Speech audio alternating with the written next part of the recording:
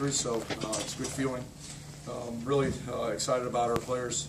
Again, we didn't play a great game, but we made the plays we needed to on defense and special teams to win the game, and it's okay to win games like that, but it wasn't pretty. Really a difference in the game. 2 takeaways on defense. We didn't turn the ball over at all on offense. That was huge. Holding them to 3 of 15 on 3rd down was huge, and then the 4th down stops that we were able to get in that game were huge. Punting the ball the way we did to flip the field position was outstanding. Not only the snaps, the punter, but the coverage also was great for most of the day out there. And it was just big part of the victory, and couldn't be happier for Ryan Anderson, that punt team, the way that they're playing right now. So. Yeah, just really excited about our team, and we challenged them several weeks ago after the Ohio State game to bounce back and show tremendous grit and resolve and brotherhood, and they've done that. On to the next one, and we'll celebrate this one for 24 hours, and we'll come back tomorrow and clean up the things that we didn't do very well, and keep getting better and move on to the next challenge. So with that, I'll go ahead and open up for questions. Chris, when you think about where you guys were 8 days ago, with the Big Ten losing streak out, to have 2 back-to-back Big Ten wins for the first time ever since Rutgers joined this conference, what can you say about the turning point of the last 8 days? There is no turning point. You don't win those games in the last 8 days. Just don't. You win games in the off season, back in the off season, spring ball, summer conditioning, training camp. That's when you win these games. You just don't want to lose your team during tough times and adversity. And that's really I guess the testament to our players is we have been through some tough times. We didn't start off great. We're 1-4. Some close games, some tough losses, and we stayed together, and we kept battling, kept fighting, and kept getting better. But we'll celebrate this, and we'll move on to the next one. But there's no defining moment in the last 8 days that says you did this to win these 2 games. It just doesn't happen. Is there an identity forming with this group now with these 2 wins? We just got 2 wins, man. I just walked off the field. I don't know. The identity is toughness and brotherhood. If you want to talk about identity, just mentally and physically tough. We laid it on the line. They did it for each other, and that would be our identity, and I'm okay with that. Coach, on that last drive, what are you telling your defense, and what's kind of going? Score. What's kind of? Yeah, that's it. Don't let them score. What's going through your mind as you're watching that unfold?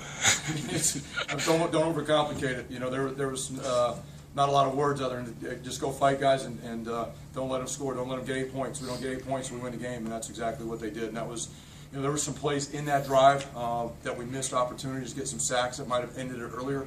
We didn't get them. Quarterback did a great job avoiding some pressure, getting out of some tough situations, and scrambled. Got some huge chunks of yards on them that were a little concerning, obviously, but at the end on the 2-point play, man, our guys sucked it up and made the plays when we needed to. When you look at Coach, if someone looked at these numbers, they said, they said, I don't look at them right now. I'm not looking at them. You can look at them. You can make all the assumptions you want. There's one that matters today, and we got that W. That's the second part of that. Yeah. What underlining of this game that you knew, if you get it right, you knew you could win the next game? The formula doesn't change for winning games. We've got to go play really, really hard. We've got to do our job. We got to play 4 quarters of football. We got to be good up front on both sides of the ball. We weren't today. But again, just because one part of that doesn't work doesn't mean you can't win games. And that's really what it was about today. All 3 phases weren't clicking together for 4 quarters today, but we still did what we needed to, and one phase or the other made a few more plays that allowed us to win the game, and that's all that matters. Chris, to piggyback off Bob's question on the 4th down, on the 2-point conversion, there was a timeout. What did you do? Were you trying to pressure him there? No. We had a 2-point play defense that we work all the time. We've never been in a 2-point situation yet, so we haven't had to call it. But there are certain things that teams do in those situations that we practice all the time. We called them over. We wanted a timeout, see what they were lined up in. We talked about the options that they typically would do in that situation. They did one of them exactly like we thought. We gave them 3 options that they possibly do. They did one of them. We defended it. Was able to get pressure in the quarterback's face. He threw the ball up, and they didn't catch it. So, just the cumulative reps of practice that we put into those situations, that they had a pretty good idea what they were going to do once they started the motion. We knew exactly, and our players adjusted, covered the guys down, and got pressure in the quarterback's face, and it worked. After Gio misses Blackshear on the wheel route the first time, what led you to go back to it a second time in that? We thought it was a good matchup for us. And it's like anything else, just because they stop a play one time doesn't mean you can't come back to it. There's no rule that says you can't run a play twice, and we just happened to like that matchup. Didn't work the first time. We thought if we could do it again, protect it the right way, got the right defense called where we could exploit a matchup, and we did. And it was a great throw by Gio, great catch, and cut back by Blackshear to get it into the end zone. And again, the little freshman just happens to show up big at the end of games when we need him, and it's 2 weeks in a row he's done that. Chris, the flip side there is you're at the 35 and you could play for a field goal. Obviously, it worked out. Was it your call or Jerry's call to go for the touchdown there? Because if it's incomplete, you're stuck in no man's land. It's just a call that they've been working on. We weren't playing for a field goal. We were trying to get a first down, and if we could get a touchdown out of it, great. But we wanted to at least get a first down, and worked out to go all the way. So great play call. When you call a play and it works like that, it's a great play call, right? Great coaching.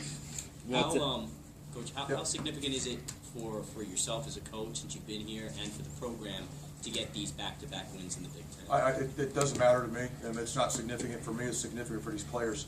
They're the ones that put in a lot of time. I work for the players, and the fact that I get to watch them celebrate the way they have the last 2 weekends, that's all the gratification I need. That's the only thing I worry about. I don't care if it's 2 wins in a row, 3 wins. Every Saturday we get 1 win, and they get to celebrate like that.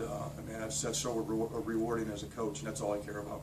Chris, how about Gus's touchdown run to start the game? What did you see on the play, and just in terms of momentum, how big was that?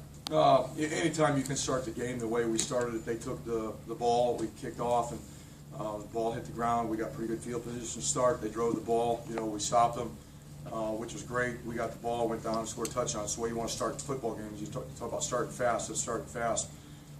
It was a good play call. We blocked it up well. Gus broke a couple tackles. He came through the hole and eyes up, and he saw the end zone. And he outran everybody. And it's not just Gus. That was a good job by the offensive line to at least get him started. And then it was a tremendous individual effort on his part to pull through some tackles and take it all the way. I mean, I love that kid. Take 2 more questions. Something happened. We saw Hunter Hayek replace Janarian. Is he on punt returns? Is Janarian okay? Yeah, I think so. I mean, I haven't gotten a medical report or anything like that. I don't think there's anything wrong with him. Gio's performance, I think 9 for 18, 87 yards, not pretty, but did he manage the game the way you wanted? No, we'll have to watch the tape. First thoughts, I would say yes, but until I watch the tape, I don't really know yet. I do know he managed it well enough to win the game, and he protected the football, and that's the first priority is to do that, and he did that. So that allowed us to win. If we would have turned the ball over today a couple times, we wouldn't have won that game. So Gio and the running backs did a good job of that. But we've got to get more out of our offense. That's no secret. It wasn't a total 4-quarter performance that we would have wanted and thought we would have needed to win the game. Thanks, Coach. Anything else? All right, thanks, guys. Thanks.